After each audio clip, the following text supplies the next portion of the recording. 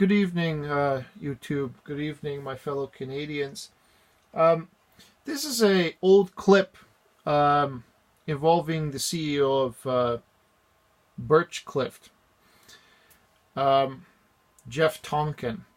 However, the topic of this discussion, the clip is about 15 minutes long, so I don't want to play the whole thing, but the topic of this discussion will be about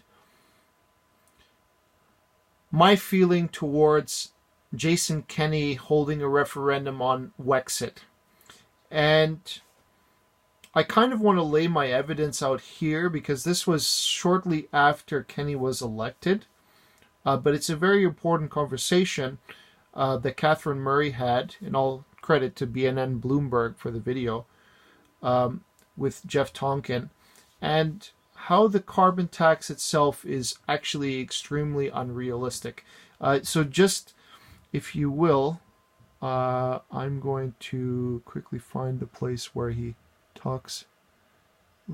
He brought a receipt with him. Anyway, I'll just let the clip play, and then after he makes that remark, I'll comment again. Thank you. Its footing, starting with getting pipelines built, slash corporate taxes, including carbon taxes, and also, interestingly, create a war room versus the anti-oil sand sentiment. Joining us now for his reaction from Calgary is Jeff Tonkin. He's the president and chief executive officer of Birchcliff Energy. Jeff, great to be able to be with you today and get your reaction. And what is your reaction? What do you think changes here with this change in leadership? Well, first of all, thanks for having me. I really appreciate the opportunity to speak to you, Catherine. Thank you. Today, I think, is a great day for Alberta. It's a great day for Canada. We have a premier-elect who understands the energy industry. He's worked very hard over the last 3 years to talk to members of the energy industry, to understand our issues. He has spent considerable time speaking to unemployed Albertans, people who run small businesses, all facets of the people that live in Alberta. He's just not a person who's solely focused on energy. He's focused on jobs and creating a place where people are working and where they have their own self-respect, trying to build a province that can be helpful to Canada. That's his vision, and that's why we're excited. My view was the NDP was not that, and we were fighting them. They were fighting business, and that didn't give us the confidence to spend money or invest in Alberta. And you saw the investors left the energy industry, and just the solid companies are left. Well, Jeff, on that point, in terms of the investor base, I understand that you were in London recently and talking to international investors, and what was their message to you? Well, they've lost confidence investing in Canada. They've certainly lost confidence investing in Alberta, and that's because the people who were running at least Alberta didn't give them the confidence to invest here. Our costs were far too high, and we can't be competitive with the U.S. And so they took their money and walked and invested in energy in the U.S. That's what they've done, and we need to regain that confidence. And today was the first step, or last night was the first step of that. So were you making phone calls to those international investors, or were they calling you? Because I also understand that they perhaps said to you that if you get a change in government, we might be interested. Absolutely. I heard from some of our international shareholders, Americans, some people from Switzerland, one gentleman from London today, and they're excited. They want to know what is going to change in Alberta. And my comment was, first of all, nothing's going to change today except sentiment. And slowly you're going to see that confidence being built. You have to earn that trust. It's not about talking about it. It's about delivering. And I made one comment, and I'd make it on television here, which is Jason Kenney over the last 3 years has spent considerable time building his team of people around him. So he's got excellent candidates. I haven't heard anyone speak about the other members of his team that got elected, like Sonia Savage. She's got a PhD in pipeline law. She can recite to you Bill 69 backwards and forwards and what needs to change there. Doug Schweitzer, he's a restructuring lawyer at the Denton's law firm here. Rebecca Schultz, a young mother of 2 children. She's 32 years old. Very representative of the social fabric of our province. So he's built a team, and while he was doing that, he was building a relationship with all of the conservative premiers in our country, and he brought the energy ministers here from these other provinces, and he brought the premiers here so they could understand what Alberta needs, but what Alberta gives to their provinces. So today when he speaks, unlike Rachel Notley, he's representative of 5 other conservative provinces who will now stand together for all of the economic issues that we need. And he's representative of that, just not standing alone on an island. And so, Jeff, what do you think that might mean then in terms of potentially changing the policies on a federal basis? What type of impact do you think that coalition might have? Might be able to do? Well, as an example, I'd give you one statistic I read while I was waiting to come on the show. When Justin Trudeau got elected, the provinces that had elected Liberals represented 29 million Canadians. Today, the Liberals represent 1.6 million Canadians on a provincial level. That's almost hard to believe. You've seen the shift. That's almost hard to believe. But it's true. So that gives you the first thing. The second thing then is, if all of the provinces are standing together, then he's going to have to pay attention, because this is what the people of Canada think on a provincial level. A perfect example is this morning I heard some discussion about the canola issue that we have in Western Canada. If we don't look out, we've lost 40% of the buyers of canola, and Alberta understands, together with Saskatchewan and Manitoba, that this is devastating to our farmers. And he'll work with those other provinces to try to force Justin Trudeau to deal with that issue, because we've got a problem. And you know, I said to some of my staff today, if you stay up and watch the second half of Hockey Night in Canada, you'll see that on CBC, the Hockey Night in Canada is sponsored by Huawei. So, you know, which way are we going to cut this? Those are the types of things that we see. Everyone's focused on pipelines. That's just one small issue, a huge issue to energy. But there's a whole number of other issues where people are being hurt in Western Canada, and we need to stand together. Your Premier Ford was out here. We had 2,500 people come to a dinner for him on Thanksgiving to hear what he had to say and for him to understand Alberta's issues. So I think today we're feeling comfortable that Jason Kenney is speaking on behalf of a number of conservatives in this country. And Jeff, just to lay the groundwork in terms of where he's starting from, because I think this was actually also interesting and important in terms of where Premier Ford was starting from with a $13 billion deficit, not a surplus. I'm just wondering, from your perspective, in terms of how the energy industry is today versus 4 years ago, and Premier Notley's interest in meeting with business owners over the past 4 years versus what you're expecting from Premier Kenney, what are going to be the differences here? What are the differences? So we get the baseline. Well, let's start with the baseline. Rachel Notley, I'm the incoming chair of CAP, and Rachel Notley never once met with the governors of CAP as a whole. We invited her to our CAP table in Calgary on, I don't know how many occasions, and she never came. Now her Minister of Energy came, who lost her seat in the election last night. She came and she listened, but never once did the Premier of Alberta meet with the governors of CAP, and we represent, I think, about 90% of the production in Western Canada. So if you really care about any industry, whatever it is, you meet with the people that are running that industry and have an open discussion with them. And I know we've already met with Jason Kenney on the run-up to the election. He listened to what the energy companies had to say.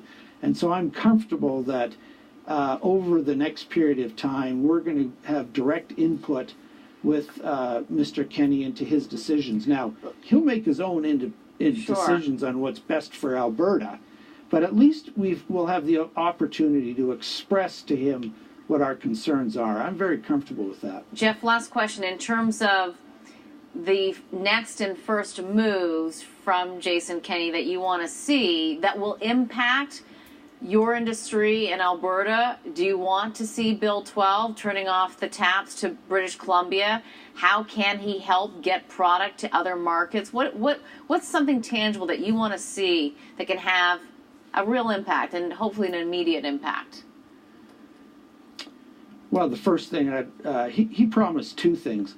Number one, he said that he was going to remove the current directors of the AER and replace them with people who understood the energy industry. We've had recent appointments where people were appointed as directors of the AER, which regulates Alberta energy, who are against energy production, period. Well, you can't have that there. So we're looking for the removal of red tape. We're looking for the overall cost reductions. A perfect example is that carbon tax. I buy land, drill wells, shoot seismic, build infrastructure, and then move my gas down TransCanada's pipelines. Today I sold that gas after I've hired all those people. They've all paid taxes. I've taken huge risk in doing that. And I sold my natural gas today for $1.35 a GJ. And I brought with me my natural gas bill for a cottage I have that when the wind blows, the candles go out. It's just a small little cottage, but it's representative of what's going on. The price of carbon was $1.53 on my bill today. So that carbon levy is $1.53, and I'm selling natural gas for $1.35. How can you have a tax that's worth more than the value of the product? So those are the things we're looking for. Get rid of these costs so we can become competitive It's not even against the United States. Yeah. Jeff, it's not even competitive. It's not going into a deficit, personally. Oh, absolutely. Yeah, so you have to understand when people complain about the carbon taxes, and I just watched Jim Pattison make the comment. He said, carbon tax is good as long as it's the appropriate number. Well, a tax can't be more than the value of the commodity you're selling. So that's why we're all worked up here. And Canadians need to wake up to this. They need to understand that their carbon taxes, when they're buying gasoline, is adding huge costs to our whole economy. And no one has a problem in fighting carbon and trying to have a better climate and doing our part. No one's got a problem with that. What we need to do is be competitive and to have active industries that can be afford to pay the appropriate amount of money to have a better climate. Jeff, you made the comment in terms of, and I cut you off, sorry about that, but you made the comment about being more competitive with the United States. Give us your assessment in terms of where we stand currently and where we could be. Well, first of all, we're very, very proud of the way of responsible energy production. There was an independent report done by Worsley Parsons who said that our regulations were the best out of 72 countries. So that's the starting baseline. We have excellent regulations. We have great technology to ensure that our production is produced in a safe and a safe way. So, for example, my natural gas, every MCF of gas that I produce has to go down to a pipeline and then it's sold. In the Permian Basin today, where the Americans are drilling oil like it's going out of style, they're flaring 480 million a day of natural gas. So that's, divide that by 6, so that's almost 85,000 barrels a day equivalent of gas is being flared. Well, we're not allowed to flare gas in Canada. Yeah, you have to enlighten me on that. So they flare gas. Right. Yes, so before it gets on too much, flaring gas is actually venting natural gas to the environment, like unencumbered by the proper, let's call them capturing techniques, as Jeff was explaining. I didn't want it to get too long because they've already passed the point at which I wanted to cover, because this article is not really about, it's more about why we need to have a referendum for the provinces for separation now. And I'm not just talking about Alberta and Saskatchewan. I'm generally, when you look at the map of how political parties were divided, there are pockets of conservatives all over the country. So technically, a lot of them here are in the West. That's true. But, I believe that, to be fair, the interest of separation is not, the desire is not pride so we can break up Canada. It is about the anger of the individuals who are being so grossly ignored, and it's not even the word unfair anymore. It's a paradox. The only reason that these businesses would continue operating in Alberta is because of the charity and love of their country, the charity in their own hearts to stay here in Canada. It's so much more desirable to change and go to the US, where they can turn a proper profit. They can also operate in a climate where they're actually accepted and promoted, let's say. Trump has made it extremely favorable for a business climate to thrive there. That's why they're moving to Texas. It's a no-brainer, really. So the ones that are staying here are staying on general principle thus far. This was after Jason Kenney had been elected. That's quite some time ago already. And now Trudeau has been reelected. It's only going to continue, and I mean, it can't last for these companies in forever, and it won't. It's just not the right thing to do, except that in the charity of their own hearts, they stay with Canada because they want to remain with Canada. And that's it. So the reason that I am beginning to favor Wexit and separatism is because, to me, the motivation behind it is not to divide Canada, but rather the Eastern prime ministers, let's call them, have ignored us and condemned us. Trudeau Sr. with the National Energy Board, Trudeau Jr., well, let's not call him Jr., will come at Alberta with every province, with the carbon tax, literally trying to bankrupt us, whilst at the same time destroying our industries, destroying the energy industry, which, by the way, is the best in the world. I looked at this statistic. I have it right here. Of 72 countries, Canada was ranked number 1, according to Worsley Parson. So, the best, the most environmentally conscious, the most heavily regulated, heavily accountable. We are the top. There's nowhere left to go. We're ahead of the United States when it comes to energy regulation and environmental responsibility, environmental consciousness. How much more do you want? And then it's obvious to me that this government is literally trying to kill the industry from within, because even this gentleman talking about that he has a small cabin that he pays for the natural gas, and it's not even that amount. He said that the candles will blow out, so on. He's implying that it's just a cabin, it's not even well heated, and he pays $1.53 in carbon tax, and he can sell his own natural gas for $1.35. Now you could say that's taken a little out of context, but I don't care if it is. How can you charge more than almost 20 cents more than what natural gas actually costs? It's paradoxical. It's nonsense. You charge more than what the commodity is worth. So in that way, you could see that the Trudeau government is sabotaging this industry and its subjects, if you will, in any way that he can. And by hook or by crook, he will eliminate and phase out the oil sands. That's the goal. No pipelines. As Jeff pointed out, that's a major issue for the energy, but in the grand scheme of things, it's only one part. The industry is sabotaged in so many more ways than that. The Alberta energy regulator that he's talking about, that wasn't in power in Alberta, appointed by Rachel Notley, was actually designed to sabotage the industry.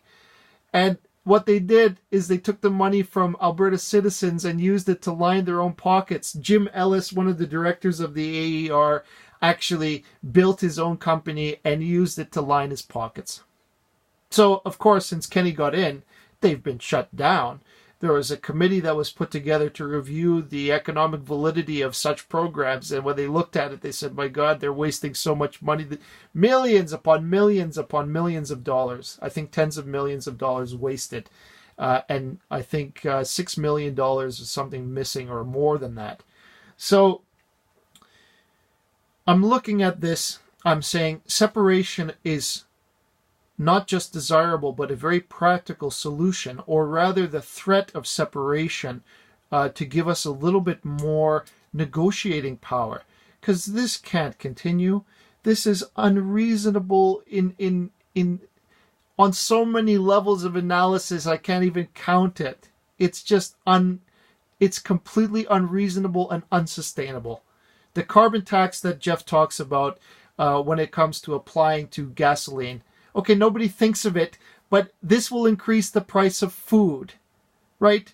Because transport to get food across the country with the carbon tax, if our cost goes up to transport across Canada to get it to where it needs to go to sell to you, we've got to account for the carbon tax cost for us, because it's diesel trucks that takes them around the country and diesel trains. So it's like you're killing. With the carbon tax alone, you're killing us, literally making us poorer, that food is becoming more expensive. The way to heat our homes becomes more expensive and unsustainable. The way we drive becomes more expensive and unsustainable. Like, we'll pay it. We have to pay it. We're going to stop heating our homes? No. We're going to stop driving cars? No. Right? Wexit is an idea that should gain more and more power, more ground. And the reason is not to divide the country, but rather as a way for Alberta, Saskatchewan, and those other provinces that are dissatisfied, disillusioned, and extremely, I would say, driven to the point of exhaustion with their bills, that they will have some kind of leverage to use with the Trudeau government in power, and force them to acknowledge us. Because it's alienation is not even the word anymore. It's a deliberate ignorance of what the West actually needs, right? And I would argue that other provinces are in the same boat, because we all have to have access to food in our cars and heat. I mean, when are we going to learn? It is the simplest things that matter the most. The ability to heat our homes, to drive our cars, to keep our way of life, our technology. It's all oil driven. It's not a joke. They talk about it in the Trudeau government. It's almost like politics is a fantasy. Politics is not a fantasy. Politics is a complete reality that people live. The decision has consequences that you could not even imagine, extending to millions and millions of lives. Right? It's when I look at it, they shouldn't call it the separatist movement. It should be, how can we unite Canada movement, really? Because if Trudeau does nothing, then the country as it exists cannot stand.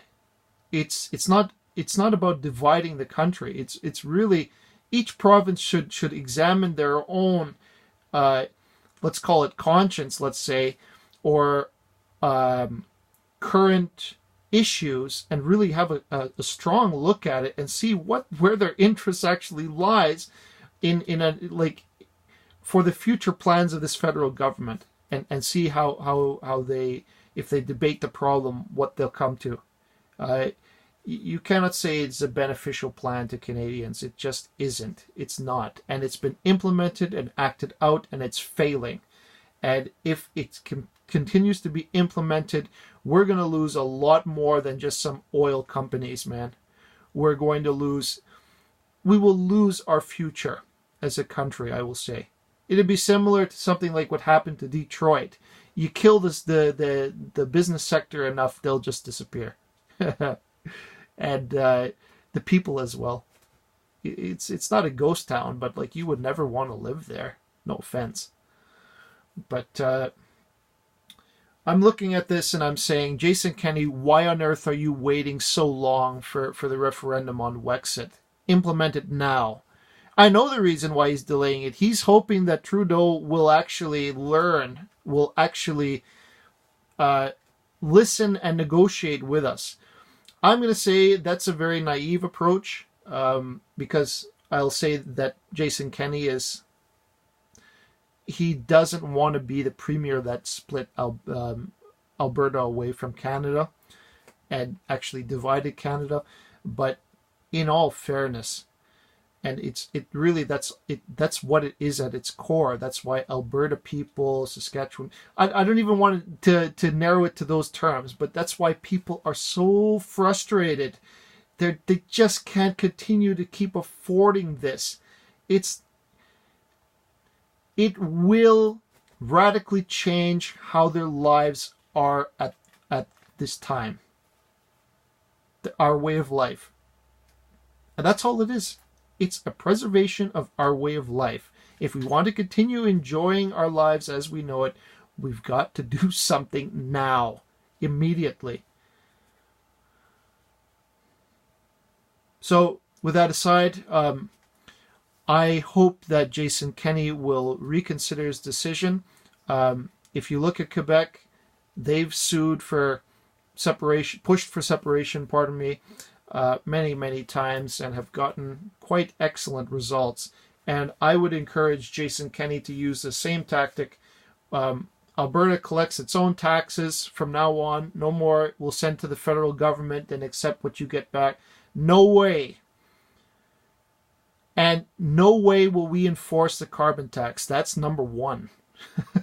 Like, no joking around, no beating around the bush. That's it. Do it.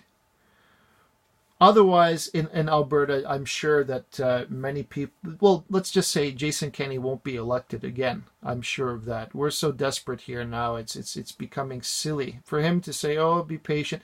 What the hell to be patient for? You're waiting to talk and negotiate. The time for negotiation has already passed and it's failed. Now you need to introduce a little bit more power behind what you're talking about. So do it. Thank you for your time and attention. I really appreciate your support, and subscribe to my channel if you enjoyed my video. So thank you again. Bye-bye.